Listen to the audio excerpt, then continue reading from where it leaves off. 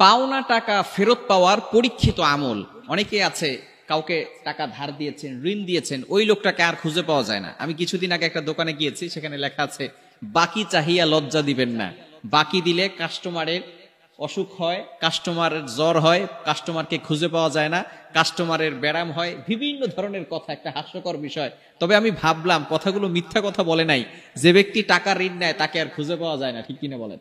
বিশেষ করে অনেকেই আমাদেরকে ফোন দিয়ে বলে, হুজুর একটা লোক আমার কাছ থেকে টাকা নিয়েছে, কান্নাকাটি করেছে, তার কান্নাকাটি সহ্য করতে না পেরে তাকে ঋণ দিয়েছি, তাকে ধার দিয়েছি, কিন্তু সে আমার টাকা নিয়ে উধাও হয়ে গেছে, তাকে আর খুঁজে পাওয়া যাচ্ছে না।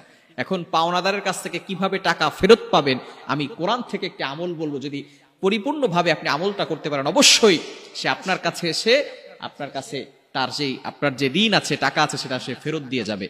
এটা করার জন্য অবশ্যই আপনার আল্লাহর প্রতি ইয়াকিন থাকতে হবে, আল্লাহর প্রতি বিশ্বাস থাকতে হবে। মনে রাখবেন, এই কোরআনটা হচ্ছে মুমিনদের জন্য রহমত। এই কোরআনের ভিতরে আল্লাহ তাআলা এভরিথিং, সবকিছু দিয়ে দিয়েছেন। আল্লাহ পাক রব্বুল আলামিন নিজে বলে দিয়েছেন 15 নম্বর পারা 9 নম্বর পৃষ্ঠার 2 নম্বর লাইন, সূরা বনী ইসরাঈলের 82 নম্বর আয়াতে রব্বুল আলামিন বলেন, ওয়া নুনাজ্জিলু মিনাল কুরআনি মা হুয়া শিফাউন ওয়া রাহমাতুল লিল মুমিনিন।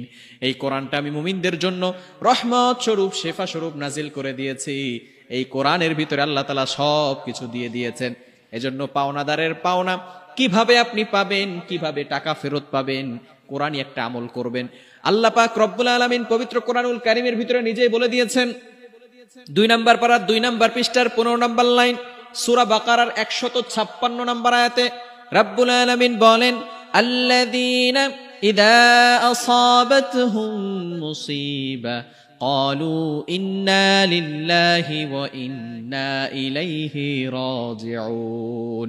আল্লাযীনা ইযা আসাবাতহুম মুসিবা, যখন বান্দা মুসিবতে পড়ে যাবে, বিপদে পড়ে যাবে, তখন তোমরা বলো ইন্না লিল্লাহি ওয়া ইন্না ইলাইহি রাজিউন। পবিত্র কোরআনুল কারীমের সূরা বাকারার 100 আল্লাহ পাক রব্বুল আলামিন 156 নম্বর আয়াতে বলে দিয়েছেন ইন্না লিল্লাহি ওয়া ইন্না ইলাইহি রাজিউন। এখন কিভাবে আমল করলে আপনি যে ব্যক্তির কাছে টাকা দিয়েছেন তার কাছ থেকে টাকা ফেরত পাবেন, আমি আমলের নিয়মটা বলে দিচ্ছি। ইন্না লিল্লাহি ওয়া ইন্না ইলাইহি রাজিউন, এটা 101 বার পড়তে হবে। কতবার পড়তে হবে?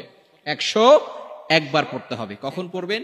ফজরের নামাজের পরে আপনি প্রথমে দুরূদ শরীফ পড়বেন, এরপরে আপনি ইন্না লিল্লাহি ওয়া ইন্না ইলাইহি রাজিউন 101 বার পড়বেন, এরপরে আবারও দুরূদ শরীফ পড়বেন, এরপরে আপনি আল্লাহ তাআলার কাছে দোয়া করবেন। এভাবে টানা 41 দিন যদি আপনি আমল করতে পারেন, অবশ্যই দেখবেন যে আপনার কাছ থেকে ঋণ নিয়েছে, যতক্ষণ পর্যন্ত আপনাকে টাকা না দিতে পারবে ততক্ষণ পর্যন্ত সে ছটফট করতে থাকবে। আল্লাহ পাক রব্বুল আলামিন তার অন্তরের ভিতরে এমন ব্যবস্থা করবে যে সে আপনাকে টাকা দিতে বাধ্য হয়ে যাবে। এজন্য যারা পাওনা নিয়ে পাওনা দিতে চায় না, টাকা দিতে চায় না, তাদের জন্য আমলটি করবেন।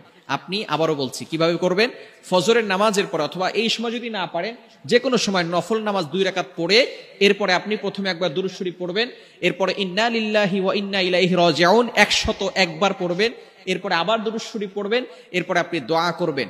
যে আপনার কাছ থেকে টাকা নিয়েছে, টাকা দিচ্ছে না, তার নাম ধরে আল্লাহর কাছে দোয়া করবেন। এভাবে টানা 41 দিন আমল করলে ইনশাআল্লাহ অবশ্যই আপনার পাওনা টাকাটা আল্লাহ পাক রব্বুল আলামিন ব্যবস্থা করে দিবেন। যে নিয়েছে তাকে ফেরত দেওয়ার ব্যবস্থা করবেন। আল্লাহ তাআলা আমাদের সকলকে এই আমলটি করার তৌফিক দান করেন।